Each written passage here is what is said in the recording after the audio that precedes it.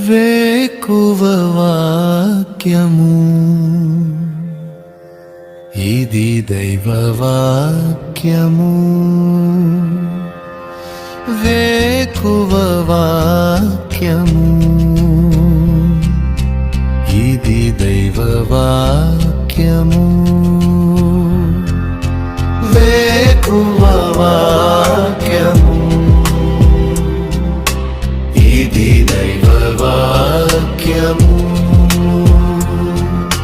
వేకువ వాక్యము ఇది దైవ వాక్యము. వేకువ వాక్యము వేకప్ వర్డ్ కొరకై పరిశుద్ధ గ్రంథం బైబిల్లో నుంచి ద్వితీయోపదేశకాండం 7వ అధ్యాయము 13వ వచనం. ఆయన నిన్ను ప్రేమించి ఆశీర్వదించి అభివృద్ధి చేసి నీకిచ్చేదనని నీ పితరులతో ప్రమాణం చేసిన దేశంలో నీ గర్భఫలమును, నీ భూఫలమైన నీ సస్యమును, నీ ద్రాక్షారసమును, నీ నూనెను, నీ పశువుల మందలను, నీ గొర్రెల మందలను, మేకల మందలను దీవించును. ఈ ఉదయకాల సమయంలో ప్రభునందు ప్రియులారా, దేవుడు మనం ఎంతమంది ఉన్నప్పటికీ కూడా ప్రతి ఒక్కరిని వ్యక్తిగతంగా ప్రేమించటం, వ్యక్తిగతంగా దీవించటము ఆయనకి ఇష్టము.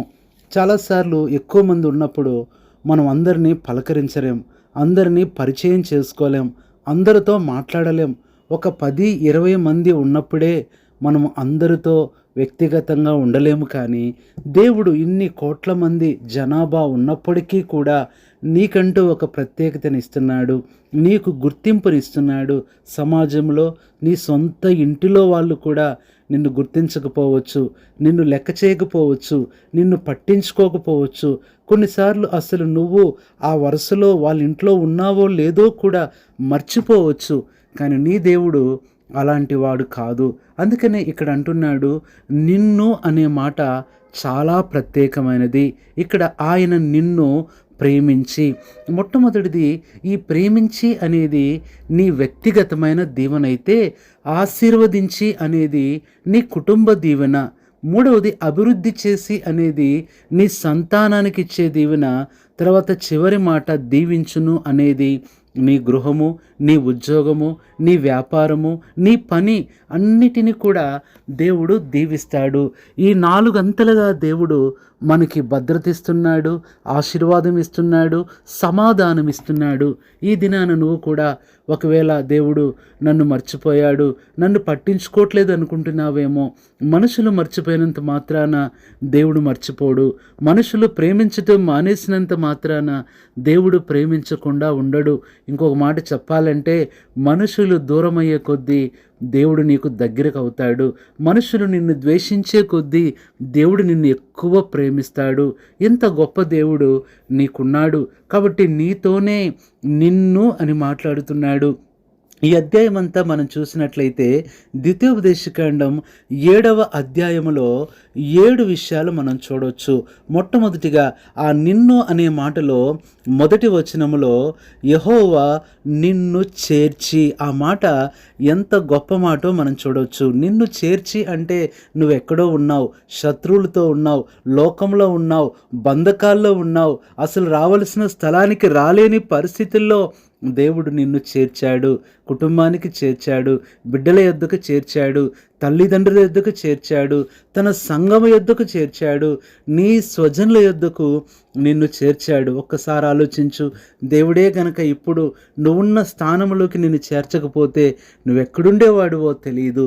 దాన్ని బట్టి మనం ఎంతో కృతజ్ఞతలు కలిగి ఉండాలి. ఆయన నిన్ను చేర్చాడు. ఒకవేళ ఇంకా చేర్చలేని స్థితిలో ఎవరైనా ఉన్నా, దూరంలో ఉన్నావా, బంధకాల్లో ఉన్నావా, ఇబ్బందులో ఉన్నావా, త్వరలోనే దేవుడు దరికి చేర్చే గొప్ప దినం అనేది త్వరలోనే ఉంది.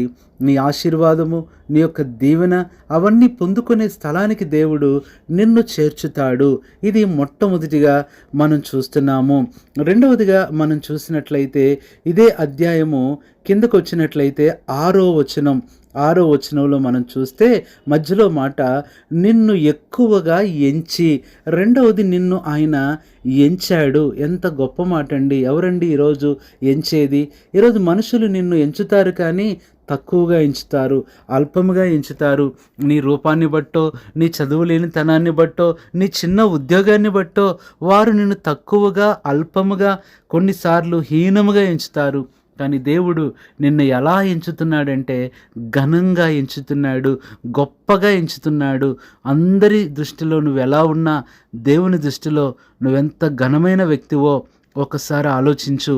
నీ జీవితానికి దేవునికి ఒక ప్రణాళిక ఉంది. నీ భవిష్యత్తు పట్ల దేవునికి ఒక ఉద్దేశం ఉంది. ఇది తెలియక పరిస్థితులను బట్టి, చుట్టూ ఉన్న మనుషుల మాటలను బట్టి నా జీవితం అయిపోయింది అని నువ్వు అనుకోవద్దు. దేవుడు నిన్ను తప్పనిసరిగా ఆయన ఎంచుకున్నాడు, అది గుర్తుపెట్టుకో. మూడవది చూస్తే 6వ వచనంలోనే చివరి మాట, నిన్ను తనకు స్వకీయ జనముగా ఏర్పరచుకొని. ప్రియులారా, ఎంత గొప్ప మాట అంటే మూడవది నిన్ను ఆయన ఏర్పరచుకున్నాడు. ఎవరు ఏర్పరచుకుంటారండి? ఈరోజు ఈ లోకంలో డబ్బులున్న వాళ్ళని ఏర్పరచుకుంటారు, ఆకలి లేదంటే అందమున్న వాళ్ళని, ఐశ్వర్యం ఉన్న వాళ్ళని ఏర్పరచుకుంటారు. కానీ మనలాంటి వారిని ఎవరు ఏర్పరచుకుంటారు? కానీ దేవుడు అంటున్నాడు, వాళ్ళందరూ నాకొద్దు, కానీ నీవే కావాలని నిన్ను ఆయన ఏర్పరచుకున్నాడు. ఆయన ఏర్పాట్లో నువ్వు ఉన్నావు. నీ జీవితంలో వచ్చే ప్రతి పరిస్థితిని బట్టి నువ్వు దిగులు పడొద్దు, నువ్వు బాధపడొద్దు. దేవుడు నిన్ను ఏర్పరచుకున్నాడు, అది మర్చిపోకూడదు. ఇది మనం చూస్తున్నాము. ఆ తర్వాత మనం చూసినట్లయితే 4వదిగా మనం చూస్తే ఆయన ఏం చేస్తున్నాడంటే ద్వితీయోపదేశకాండం 7:13 ఆయన నిన్ను ప్రేమించి. ప్రియులారా, ఎంత గొప్ప దేవుడిగా మనం చూస్తున్నాము. ఆయన నిన్ను చేర్చటమే కాదు, ఆయన నిన్ను ఎంచుకున్నాడు. 3వది నిన్ను ఏర్పరచుకున్నాడు. 4వది నిన్ను ప్రేమించాడు. ఎవరండి ఇలా ప్రేమించేది? ఎంత గొప్ప ప్రేమో తెలుసా? దేవునికి నీ పట్ల ఉన్న ప్రేమ అది ఎప్పటికీ 100%. మానవుల ప్రేమలు రోజు రోజుకు తగ్గిపోతాయి. అందుకనే లవ్ పెరామీటర్ అన్నారు, లవ్ గ్రాఫ్ అన్నారు. ఒకరోజు ఉన్నట్లు ఒకరోజు ఉండదు. కానీ దేవుని ప్రేమ నువ్వు అర్ధరాత్రి నిద్రలేచి చూచినా కూడా అది 100% ఉంటుంది, అది తగ్గదు. అంత గొప్ప అగాపే ప్రేమతో ఆయన నిన్ను ప్రేమించాడు. ఎవరో ప్రేమించలేదని నువ్వు దిగులు పడాల్సిన అవసరము ఎంత మాత్రం లేదు. నీకు ప్రేమించే దేవుడున్నాడు. ఇది 4వది. 5వది అదే 13వ వచనంలో నిన్ను ఆశీర్వదించి అంటున్నాడు. ఇది 5వది, ఆయన ఆశీర్వాదం. నిన్నే ఆశీర్వదిస్తానంటున్నాడు. నువ్వు ఒకవేళ కోరుకోకపోయినప్పటికీ కూడా ఈ ఆశీర్వాదాలన్నీ దేవుడు నీకే ఇస్తాడు. 6వది ఆ పక్క మాటే, నిన్ను అభివృద్ధి చేసి. ఎంత గొప్ప దేవుడు!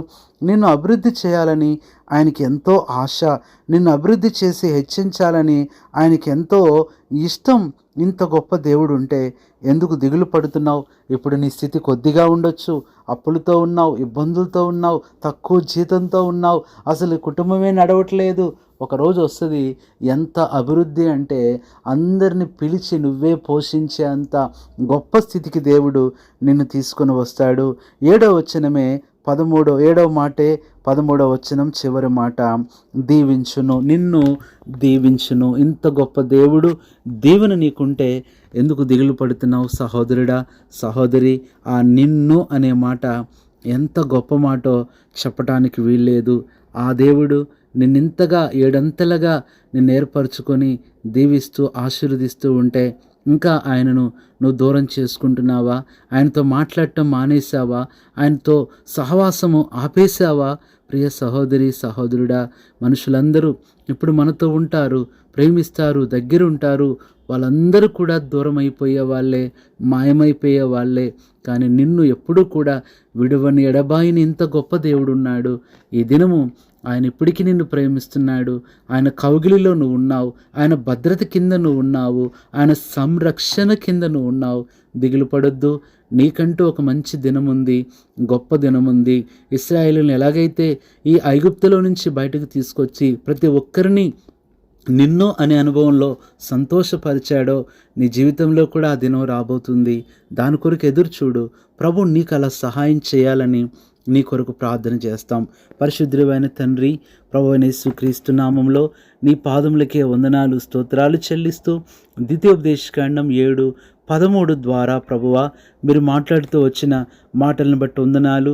నిన్ను ప్రేమించి అనేది వ్యక్తిగతంగా, నిన్ను ఆశీర్వదించనేది కుటుంబాన్ని, నిన్ను అభివృద్ధి చేసనేది సంతానాన్ని, నిన్ను దీవించును అనేది మాకు కలిగిన అన్నిటినీ అన్నారు ప్రభువా.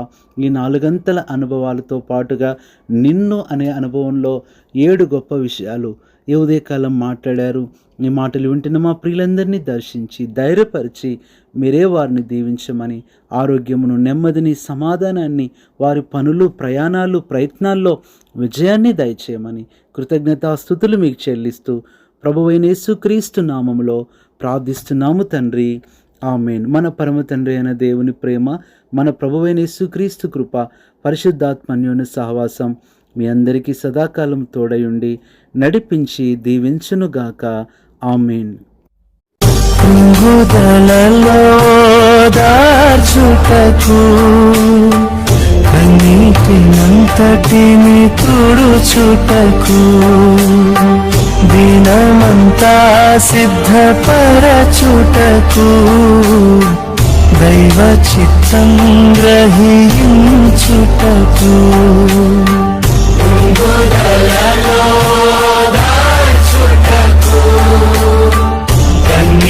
కన్నీటినంతటిని తుడుచుటకు దినమంతా సిద్ధపరచుటకు దైవ చిత్తం గ్రహించుటకు వేకువ వాక్యము